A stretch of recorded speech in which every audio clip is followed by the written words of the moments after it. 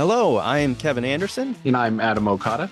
And we are clinical educators and hosts of the Ask the Educator podcast, brought to you by Healthmark, a Getting a company. Are you a sterile processing technician, infection preventionist, or biomedical engineer? No matter your role, if you're involved in medical device processing, this podcast is for you. Our goal is to equip you with the knowledge and tools for excellence in medical device processing. Now let's get started. Hello, everyone. Welcome to the Ask the Educator podcast. My name is Adam Okada.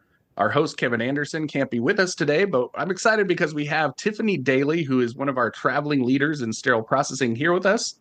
Tiffany, welcome to the show, and just tell us a little about who you are and your background. Thank you, Adam, for having me on the show. My name is Tiffany Dailey. I'm originally from Pittsburgh, Pennsylvania.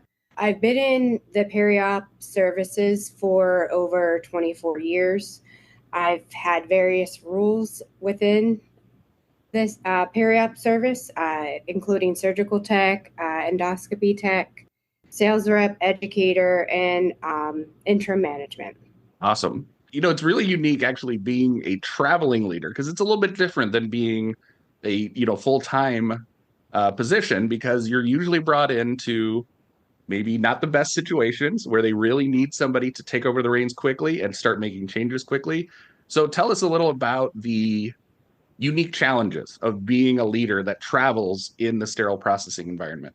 So one of the unique challenges that I see as I'm, traveling across the world is when you're a permanent manager and you're sitting in your department and you kind of reflect on like, oh, I should be doing this. I'm not doing this. I'm not doing that.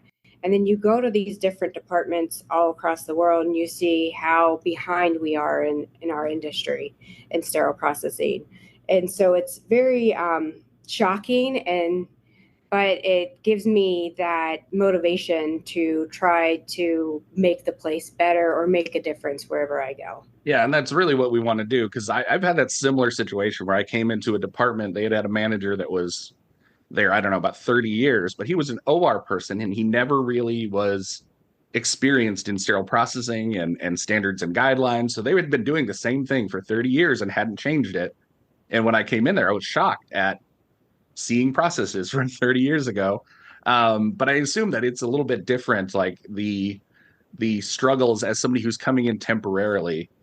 Is it harder to like gain trust and try to figure out like where do you start and all those things as a traveler? Absolutely. One of the biggest struggles I see is the departments that I end up at is they have a high turnover on their leadership team. I mean, as a leader, the struggles of you're pulled in so many different directions. You're spread thin across, the department, and you just kind of can't do everything that you want to do.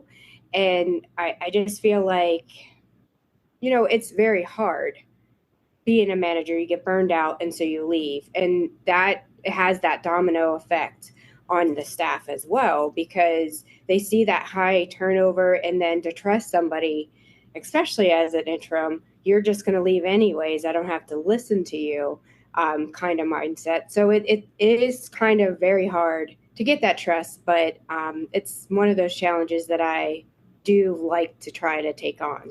That's really admirable, because there are so many departments that need that help immediately.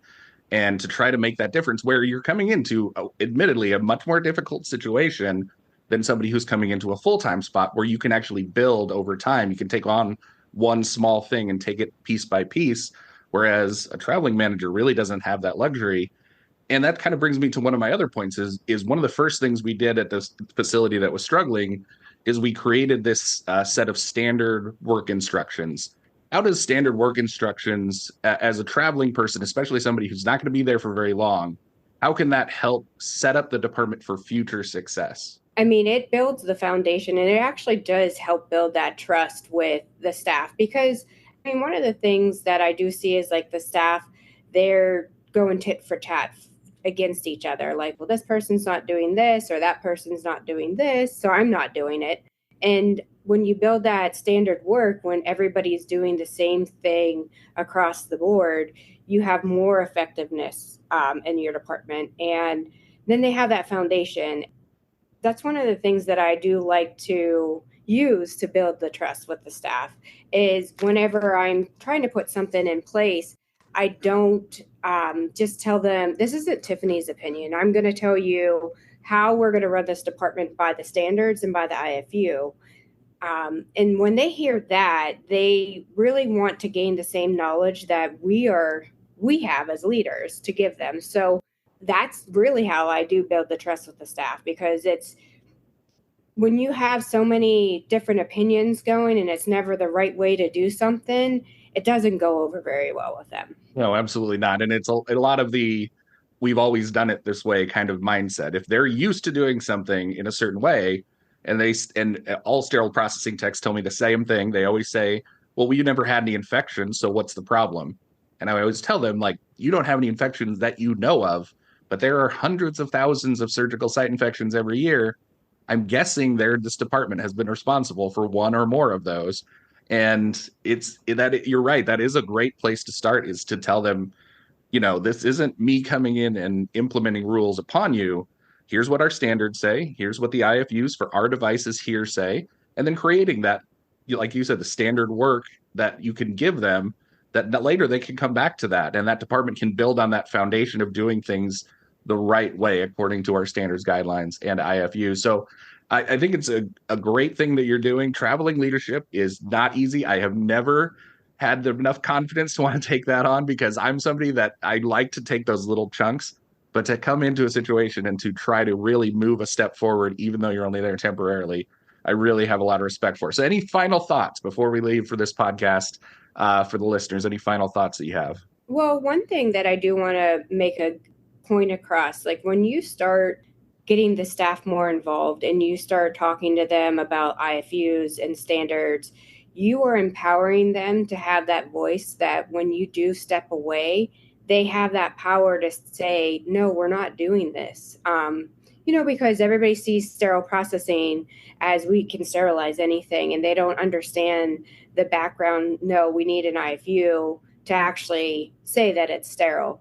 And you give the staff that voice to say, no, we're not doing that because there's no IFU, or just because we've done it for 30 years doesn't mean that it's right. So that is one of the things that I do recommend for the leaders, is to have their staff more involved, getting them to have that voice, getting them to look up standards, look up IFUs, so they can, be your backup, because you're not successful if your team's not empowered as well.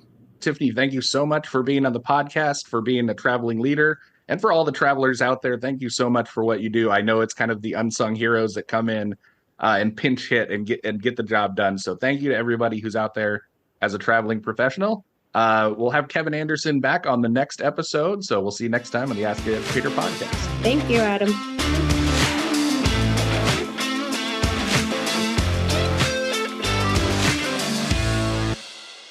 All opinions expressed on this episode are those of the presenters. This podcast is for informational purposes only. Before using any medical device, it's important to review the manufacturer's instructions for use and consult with a professional. For any questions or feedback, please reach out to us at asktheeducator@hmark.com.